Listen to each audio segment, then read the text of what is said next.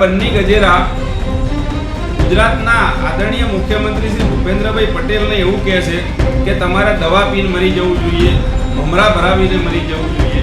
આવા લોકો વિરુદ્ધ જો કાર્યવાહી કરવામાં નહીં આવે તો આનાથી બીજા લોકોને પણ એમ થશે કે આ બન્ની આવું બધું કીધું, કશું નહીં થયું, ચલો આપણે પણ બોલીએ. કે ગુજરાતના ડીજીપી શ્રી આ વિષયમાં ગહન તપાસ કરાવી અને જે કોઈ કડકમાં કડક કાર્યવાહી કરવાની થાય એ કરવાની સૂચના આપશે.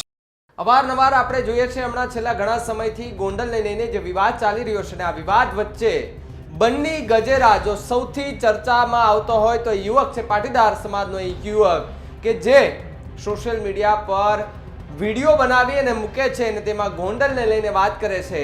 અને હવે એ બન્ની ગજેરાની મુશ્કેલીમાં ક્યાંક વધારો થાય એવી શંકા દેખાઈ રહી છે. કારણ કે એક સામાજિક આગેવાન અતુલ દવે કે જેઓ આજે ડીજીપીને મળવા માટે ગયા હતા અને ત્યાં આ જે બન્ની ગજેરા છે તેમને વિડીયોને લઈને ત્યાં વાત કરવામાં આવી છે. નમસ્કાર, આપ જોઈ રહ્યા છો ન્યૂઝરૂમ અને આપની સાથે હું છું ભાવિક. પહેલા તો તમે અમારી ચેનલને સબસ્ક્રાઇબ ન કરી હોય તો અમારી ચેનલને સબસ્ક્રાઇબ કરી લો, બેલ આઇકનને દબાવી દો જેથી કરીને પડે પડના સચોટ સમાચાર તમને તમારા મોબાઈલ પર તરત જ મળી રહે. વાત સૌરાષ્ટ્રની કરવી છે. છેલ્લા ઘણા સમયથી સૌરાષ્ટ્રનું રાજકારણ ગરમાયેલું છે.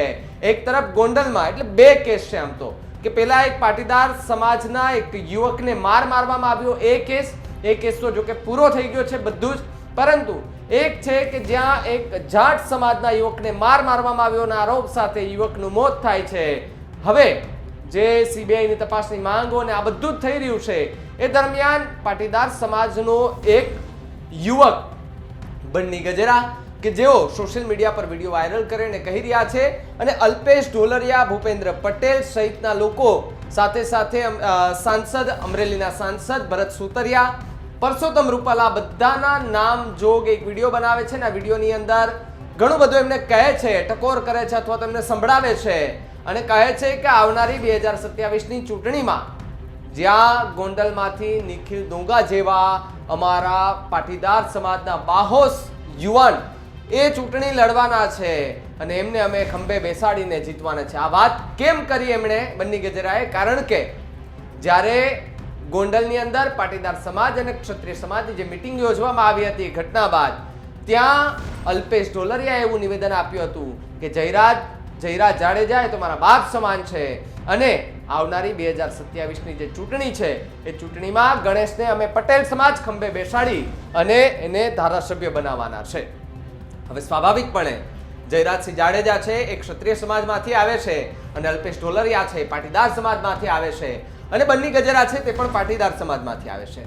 એટલે બન્ની ગજેરાનું કહેવું એવું હતું કે ભાઈ તમે આપણા પાટીદાર સમાજના યુવકોને સપોર્ટ કરવાને બદલે તમે ત્યાં સપોર્ટ કરવા જાઓ છો. આ વિડીયો બનાવ્યો અને આ બધા ઘણા બધા વિડીયો આરોપ પ્રત્યારોપના જે વિડીયો હતા તે વાયરલ થયા અને એક સામાજિક આગેવાન અતુલ દવે કે જેની પાસે પહોંચ્યો એ વિડીયો અને એમણે ગઈકાલે એવું આહવાન કર્યું હતું કે હું આજે એટલે કે પહેલી તારીખે ડીજીપીને મળવા માટેની જે વાત હતી અને ડીજીપીની ત્યાં પણ ગયા, ત્યાં ચર્ચાઓ કરી. ડીજીપીએ એમને પૂછ્યું કે તમને ખબર છે કે આ યુવક ક્યાં રહે છે?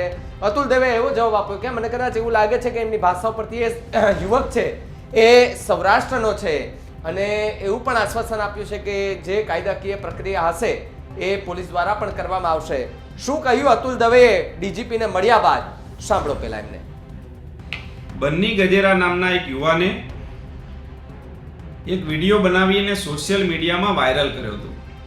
આ વિડીયો 2 દિવસ પહેલા મારા ધ્યાનમાં ઉપર આવ્યો. એ વિડીયો મેં સાંભળ્યો તો મને આશ્ચર્ય સાથે દુઃખ પણ થયું